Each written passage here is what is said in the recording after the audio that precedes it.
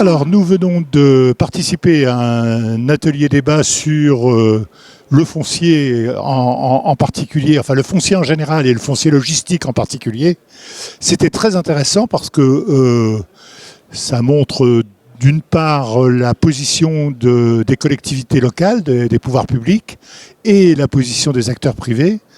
Et on voit que la logistique n'est pas obligatoirement le premier acteur qui est retenu ou auquel on pense quand on pense foncier. Et pourtant, nous avons des besoins.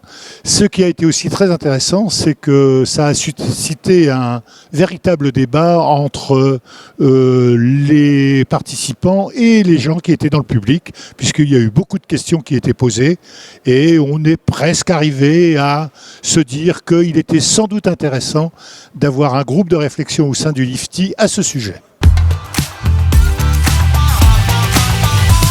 Donc on peut dire que le foncier est une préoccupation extrêmement importante dans le secteur de la logistique, sachant qu'il y a bien deux types de fonciers qui sont en cause, soit la logistique traditionnelle, qui est une logistique dans laquelle on construit des bâtiments aujourd'hui qui vont entre 30 000 voire jusqu'à 200 000 mètres carrés, et sur lequel, là, bien évidemment, nous avons besoin d'un foncier important, puisque le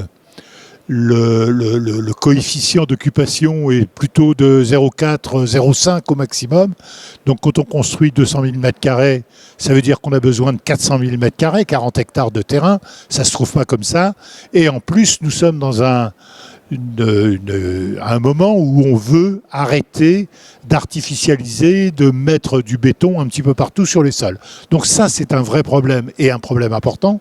Et l'autre partie de la logistique, qui est la logistique urbaine, elle, eh bien, le foncier, lui, n'existe pas dans la ville, où on a beaucoup de mal à en trouver. Donc on a besoin de surfaces beaucoup plus petites, mais en même temps, on a besoin d'avoir quelques surfaces, et il est extrêmement difficile aujourd'hui de trouver toutes ces surfaces à l'intérieur de la ville.